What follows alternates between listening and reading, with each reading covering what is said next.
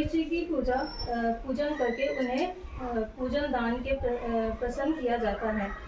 उनका विधान चैत्र की चतुर्थी में लिख दिया है, परंतु विशेषता यह है कि हम इसमें गेहूं का करवा भर के पूजन किया जाता है और विवाहित लड़कियों के यहाँ चीनी के करवे भेजे जाते हैं तथा इसमें निम्नलिखित कहानी सुनकर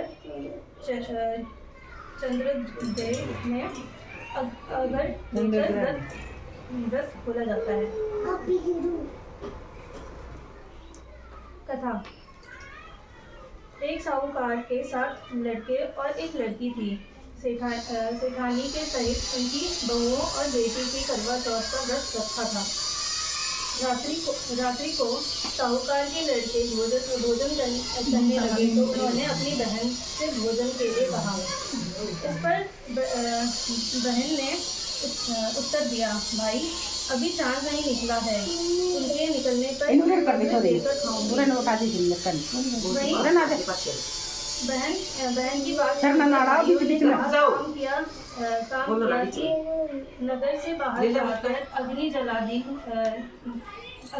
दी छलनी के जलाकर उससे का प्रकाश दिखा के उन्होंने बहन को कहा, बहन चांद निकल आया है, अग्र देकर भोजन कर लो।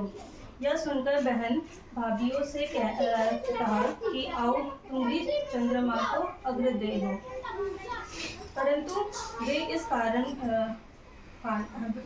वो इस कांड को जानती थी। उन्होंने कहा, भाई जी अभी चांद नहीं निकला,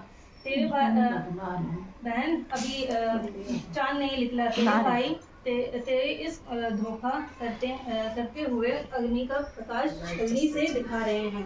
भाभीियों की बात सुनकर भी उन्होंने कहा, ध्यान न दिया व भाइयों द्वारा दिखाई प्रकाश को ही अग्र देकर भोजन कर लिया। इस प्रकार व्रत भंग करने से गणेश जी उस पर अप्रसन्न हो गए। इसके बाद उसके पति सख्त बीमार हो गए और जो कुछ घर में था उसकी बीमारी में लग गया। जब उसके अपने किए हुए दोषों का पता लगा तो उसे पछतावा किया। गणेश जी की प्रार्थना करते हुए विधि से पुनः चतुर्थी का व्रत करना आरंभ कर दिया। श्रद्धानुसार सबका आदर करते हुए सबका आशीर्वाद ग्रहण करने में मन को लगा दिया। इस प्रकार उसके श्रद्धा भक्ति सहित कर्म को देखकर भगवान गणेश जी उस पर प्रसन्न हो गए और उसके पति को जीवन दान देकर उसे आरोग्य करने के पश्चात धन संपत्ति से युक्त कर दिया। इस प्रकार कोई छल कपट को त्याग कर श्रद्धा भक्ति से चतुर्थी का व्रत करेंगे वे सब प्रकार से सुखी होते हुए